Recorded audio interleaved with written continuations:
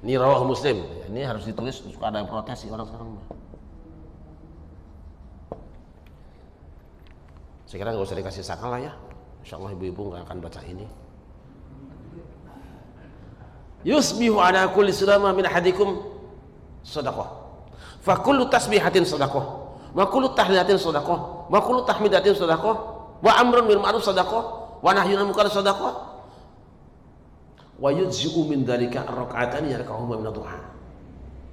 Setiap pagi ruas-ruas jari manusia, jari kamu itu bisa melakukan sedekah, bisa mendatangkan pahala sedekah.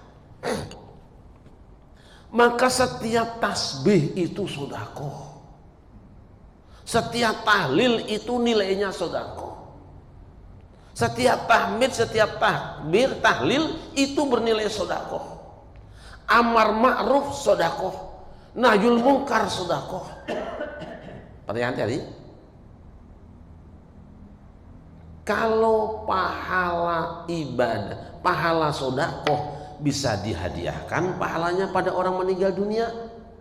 Sekarang tasbih itu jadi sedekah, pahala di hadapan Allah. Berarti zikir, bacaan tasbih pahalanya bisa dihadiahkan pada orang tua yang telah meninggal dunia. Karena sama-sama sedekah. Terus sampai situ, wa yujzi'u anhuma ar-rak'atan yarka'uhuma min ad-duha, dan semua ibadah ini bisa diwakili, bisa diganti dengan 2 rakaat sholat duha. Berarti menghadiahkan pahala sholat duha juga bisa. Karena apa? Sama-sama bernilai. Di dalam sholat isinya apa? Ayo, masuk hadis yang lain. Nabi mengatakan, innama hiya at-tasbih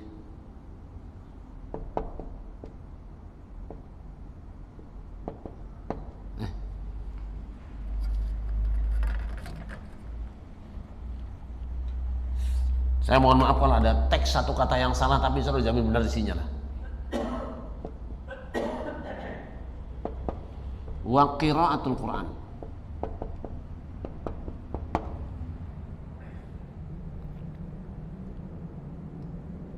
Salat itu isinya zikir, tasbih dan bacaan Quran. Ini sabda Nabi. Kan tadi salat duha. Ini kan? Salat duha 2 rakaat bisa dihadiahkan pada orang tua. Isinya salat apa? Tasbih, kemudian tahlil dan ini Al-Quran. Kalau begitu berarti bacaan Quran bisa dihadiahkan pada orang yang meninggal dunia. Alhamdulillah Allah tunjukkan ini ke saya. Sehingga kalau dibaca di kitab manapun tidak ada selain tulisan Syarif Rahmat. Ada beberapa pemikiran saya yang masih saya simpan dan alhamdulillah sudah disahkan oleh beberapa ulama Al-Azhar di Mesir. Tanda tangannya ada. Jadi walaupun nggak pernah keluar negeri, tulisannya disahkan sama Syekh Al-Azhar. Beberapa Syekh Al-Azhar. Saya langsung bertemu, ini tulisan saya, tolong dijelaskan, sahkan. Sebagai pemikiran baru memperkuat yang kebenaran yang ada. Begitu Pak. Lah, gimana orang baca Quran di kuburan? Iya, pernah terjadi dulu. Ada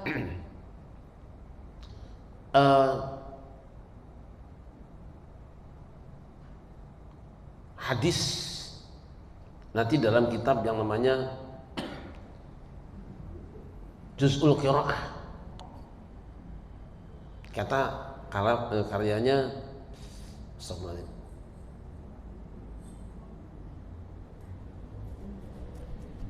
Ceritanya gini, ada orang yang sedang ziarah kubur, ibu-ibu nangis di kuburan. Imam Ahmad bin Hanbal masuk. Baca Quran di kuburan tuh bid'ah gitu. Ada orang yang lagi baca Quran, maksud saya bukan nangis, baca Quran di kuburan. Ya hadza innal qira'ah bid'ah fil maqbarah fil qabri bid'ah. Nah, pas Imam Ahmad negor tadi bid'ah itu ada yang dengerin. Alim juga. Karena dibilang bid'ah si ibu keluar pulang baik. Si ibu atau dorir ya, orang-orang yang buta kalau nggak salah itu. Dan pokoknya seseorang deh keluar aja. Susul Imam Ahmad, Imam mohon maaf ya, pendapat Anda tentang Ibnu Qudamah apa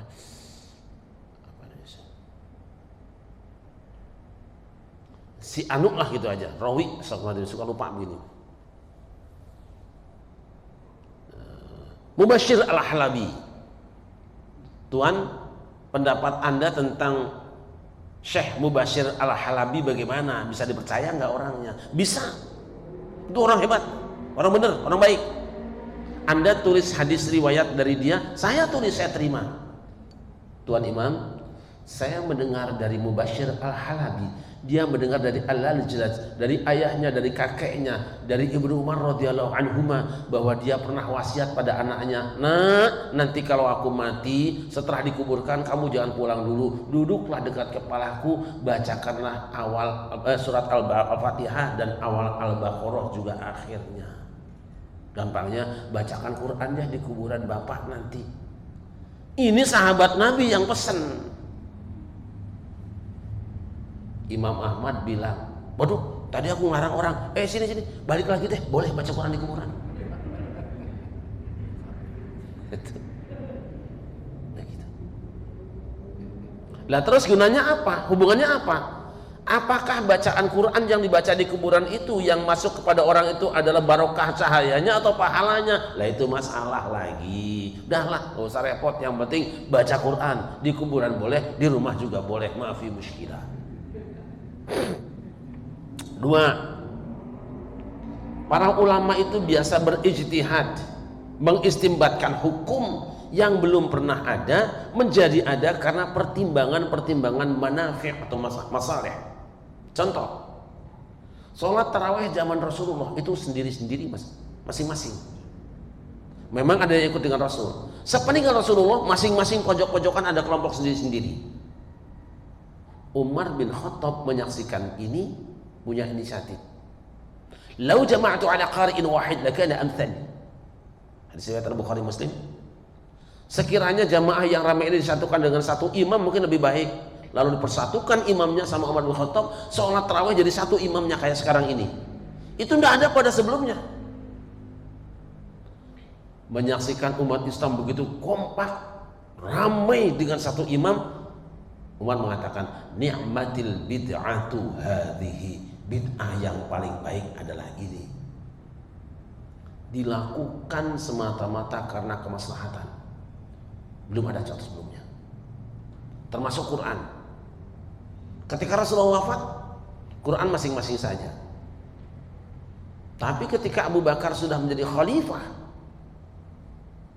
Umar bin Khattab menyaksikan ada para penghafal Quran yang terbunuh. Bisa hilang nih Quran. Umar mengusulkan, wahai khalifah, alangkah baiknya jika Al-Quran dijadikan dalam satu buku, satu mushaf. Abu Bakar bilang, bagaimana aku akan melakukan sesuatu yang Rasul tidak pernah lakukan? Dengan bahasa lain, ini bid'ah nih. Tapi Umar nambah lagi, benar memang Rasul tidak melakukannya, tapi ini baik Abu Bakar khalifah, sebab kalau tidak ditulis nanti hilang. Bagaimana kalau orang hafal Al-Quran sudah hilang? Berubah hati Abu Bakar, menilai bahwa menuliskan Quran dalam satu buku utuh adalah baik. Lalu panggil Zaid bin Sabit. Zaid, sampean pemuda cerdas, pemuda pinter, kami mengusulkan supaya sekarang kita punya Quran yang ditulis dalam satu buku sekaligus. Zaid ngomong kayak Abu Bakar tadi, bagaimana aku melakukan itu sedangkan Rasul tidak melakukannya? Tapi baik Zaid, kalau nggak ditulis nanti malah hilang Qurannya. Baiklah, saya siap, walaupun memindahkan satu gunung Uhud, saya lebih siap daripada memindahkan satu Quran. Beratnya. Jadi Quran yang ditulis hari ini itu adalah bid'ah. dalam satu mushaf ini tidak ada titiknya, tidak ada syakalnya, tanda panjang pendek tidak ada. Baru masuk abad kedua nanti sempurnalah penulisan, ada titiknya. Dulu sin sama shin sama saja, shot dengan dot sama saja, ba taksa sama saja, reged-reged doang seperti itu. Bilang bid'ah sama itu.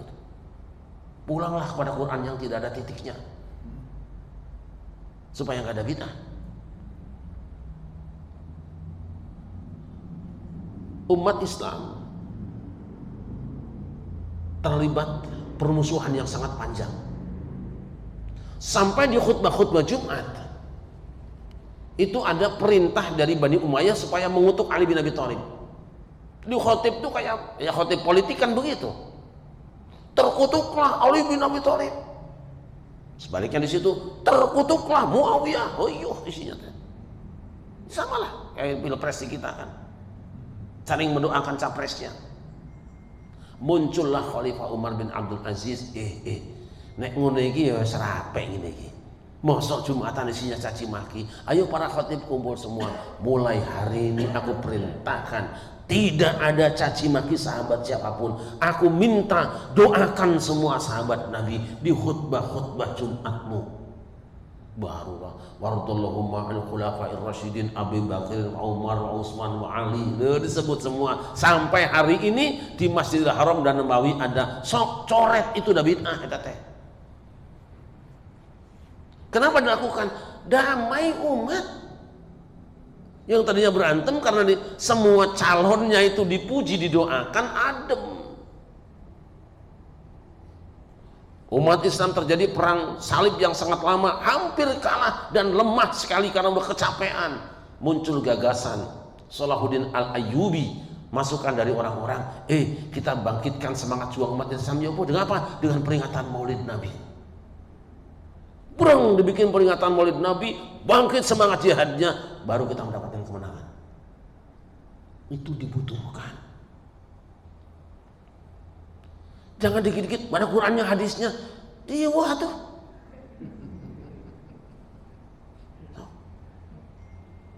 Sekarang kita hajatan bikin undangan, mana Quran hadisnya? Wah tuh. Kemudian tamu suruh makan berjejer semua ada VIP. Mana Quran hadisnya? Memangnya itu serban merah nutup kepala imam Masjidil Haram ada Quran hadisnya? Nggak ada. Memangnya kalau itu sholat minta hujan itu khusus hari Jumat, memang ada dalilnya? Apa hari Kamis ada dalilnya? Tapi itu dibiasakan di Saudi Arabia, lain masalah kok. Dikit-dikit bid'ah, dikit-dikit bid'ah. Emang ada kerjaan lain? Lu kalian sekarang naik mobil pengajian ke Nurul Hidayah itu orang-orang itu apakah ada dalilnya? Nabi naik onta.